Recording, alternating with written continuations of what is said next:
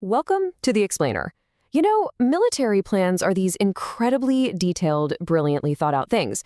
But what happens when all that careful planning smacks right into the messy, chaotic, and sometimes just plain absurd reality of a conflict? Well, that's what we're diving into today. What happens when war goes spectacularly wrong? Okay, I know, it sounds like the start of a really weird joke, but the answer actually tells us something pretty surprising about the nature of war. Each of these stories peels back that shiny veneer of grand strategy to show us the unpredictable, chaotic heart of conflict. And our first story begins with the most orderly, methodical kind of war you can imagine. So, to really get the chaos, we first have to understand the plan. And for centuries, the absolute peak of methodical, almost scientific warfare was the siege. A siege wasn't some wild, chaotic battle. Nope. It was all about constant, grinding pressure.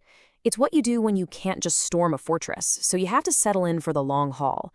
The defenders are holed up, and the attackers are just methodically trying to break them down, either through starvation, bombardment, or literally digging tunnels to undermine the walls.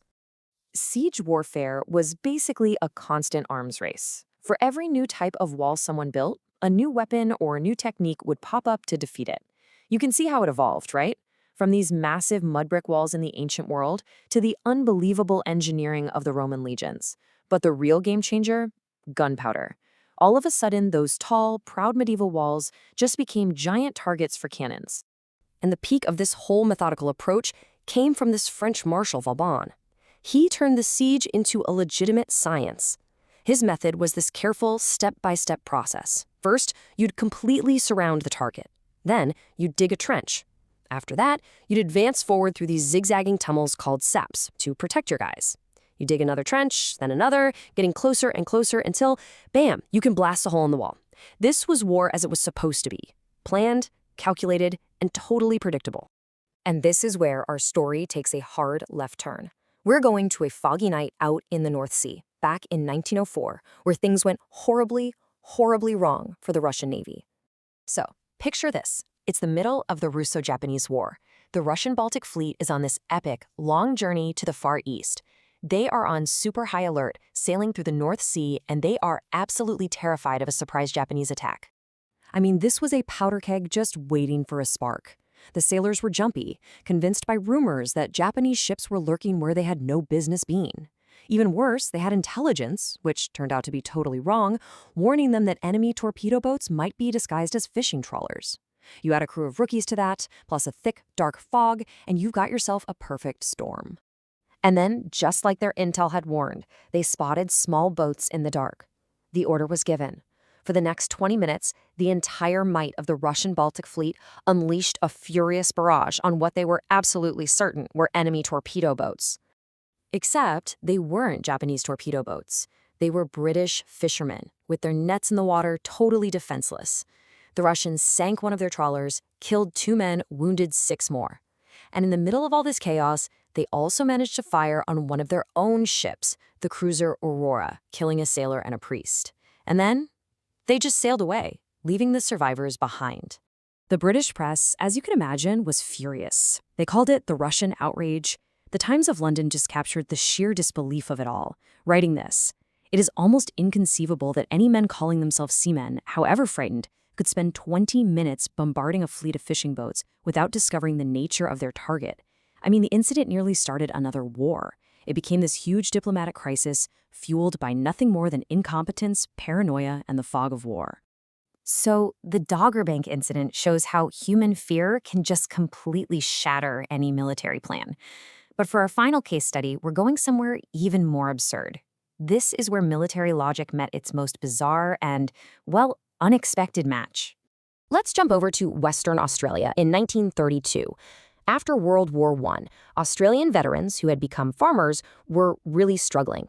But their problem wasn't the economy, it wasn't the weather. It was a totally different kind of invasion. A massive population of emus migrating inland and just destroying their wheat crops. So the government's solution was, let's say, creative. They sent in the military. On one side, you have Major GPW Meredith, a unit of soldiers, and 2 Lewis machine guns. And on the other side, an estimated 20,000 large, flightless birds. On paper, this should have been a very, very short conflict. But the emus?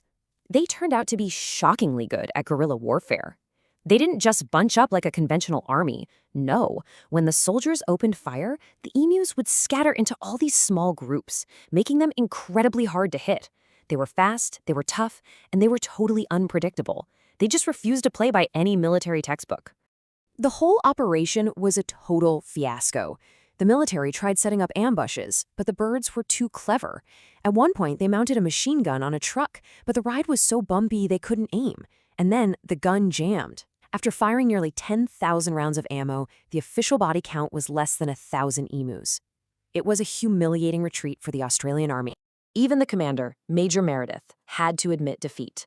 He was actually in awe of his enemy's resilience. He famously said, "If we had a division with the bullet-carrying capacity of these birds, it would face any army in the world." The flightless birds had officially won the Great Emu War. Okay, so we've got a methodical siege, a panicked friendly fire disaster, and a losing war against a bunch of birds. What do these completely different situations actually tell us about the real nature of war? Well, this table really lays it out. We expect war to be this clash of strategies, right? The siege is the perfect example of that, the methodical plan. But even in a siege, the reality was often years of disease, starvation, and brutal assaults. Reality is just never that clean. At Dogger Bank, the plan to defend against an enemy completely fell apart into blind panic. And in the Emu War, a simple pest control mission was made totally useless by an enemy nobody could have predicted. And that's really the core lesson here.